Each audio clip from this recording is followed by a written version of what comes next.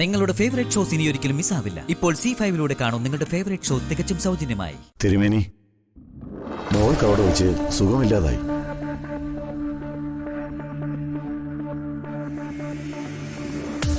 കാര്യങ്ങളെല്ലാം സ്വയം തീരുമാനിച്ചു തുടങ്ങിയല്ലേ? മുത്തച്ഛ,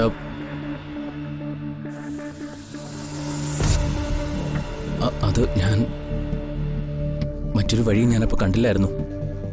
ഞാൻ ഒരിക്കലും മുത്തച്ഛനെയോ മുത്തച്ഛന്റെ വാക്കുകളെയോ ധിക്കരിച്ചിട്ടില്ല. കൂടുതൽ നേരം ഇവിടെ ഇങ്ങനെ നിർത്തണ്ട, മുറിയിലേക്ക് കൊണ്ടുപോയിക്കൊള്ളൂ. ചെല്ലേ.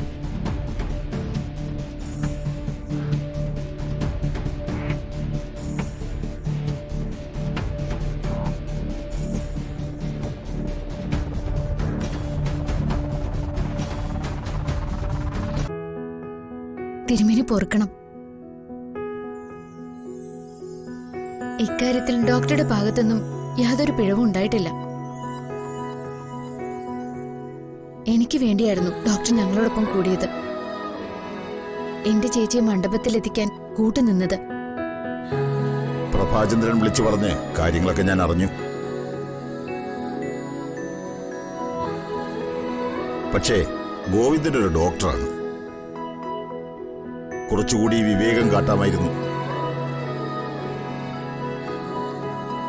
സ്വന്തം പദവിയെക്കുറിച്ചും കർത്തവ്യങ്ങളെക്കുറിച്ചും അടുത്തിടെ ഗോവിന്ദൻ വിസ്മരിച്ചു പോകാറുണ്ട്.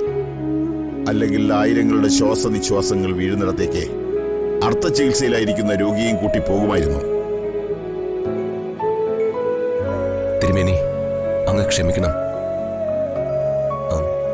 എനിക്ക് വേണ്ടിയാ, എന്റെ ജീവൻ നിലനിർത്താൻ വേണ്ടിയാ അമ്മുവും ഗോവിന്ദവും സ്വാതിയുമായി മണ്ഡപത്തിലേക്ക് വന്നത്.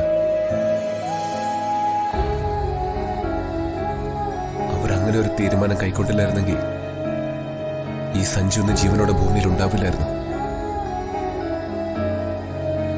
അതെ തിരുമേനി, എന്റെ മോള് ശ്രീകുട്ടിയല്ലാതെ മറ്റൊരാളെ താലി കെട്ടേണ്ടി വന്നാൽ കതിർ മണ്ഡപത്തിൽ വെച്ച് ജീവൻ ഒടുക്കുമെന്ന് സഞ്ജു ദൃഢപ്രതിജ്ഞ ചെയ്തിരുന്നു.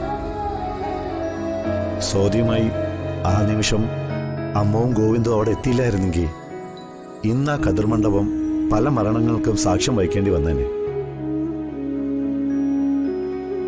എന്റെ ശ്രീകുട്ടിയെ ഈ വിധത്തിൽ കാലുകൾ തളർത്തി ഒടുവിൽ ഔഷധക്കോളത്തിൽ തള്ളിയിട്ട് അപായപ്പെടുത്താൻ ആളെ അയച്ച ദക്ഷയുടെ മകളുമായിട്ടാണ് സഞ്ജുവിന്റെ വിവാഹം നടത്താൻ നിശ്ചയിച്ചിരുന്നത്. മുത്തച്ഛ, സഞ്ജുവിന്റെ വിവാഹം സ്വാതിയുമായിട്ട് നടത്തുമെന്ന് ലച്ചു വാക്ക് കൊടുത്തിരുന്നു. ആ വാക്ക് പാലിക്കാൻ കഴിഞ്ഞില്ലെങ്കിൽ ശിവക്കാട് കയറി ശിവലിംഗത്തിൽ തലതല്ലി ജീവത്യാഗം ചെയ്യുമെന്ന് ലച്ചു മനസ്സിൽ കുറിച്ചിരുന്നു. എന്താ കുട്ടി ഞാൻ ഈ കേൾക്കുന്നത്? എത്ര വലിയ അബദ്ധമാണ് നീ മനസ്സിൽ കുറിച്ചതെന്ന് വല്ല ബോധവുമുണ്ടോ? ജീവൻ കൊണ്ട് കളിക്കുക പക്വമതികളുടെ ലക്ഷണമാണോ?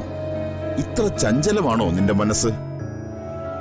എന്റെ ചേച്ചിയുടെയും അദ്ദേഹത്തിന്റെയും വിവാഹം നടക്കുന്നതിനപ്പുറം ഈ ലക്ഷ്മിക്ക് മറ്റൊന്നും വേണ്ട തിരുമേനി. ആ ഒരു നിമിഷത്തിന് വേണ്ടി മാത്രമാണ് ഞാൻ ജീവിക്കുന്നത് തന്നെ.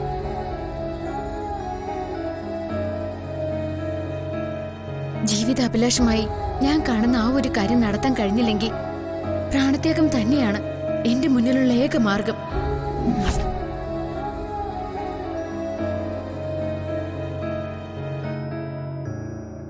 ഡൗൺലോഡ് ചെയ്യൂ C5 ആപ്പ്. കാണൂ എല്ലാ എപ്പിസോഡുകളും സൗജന്യമായി.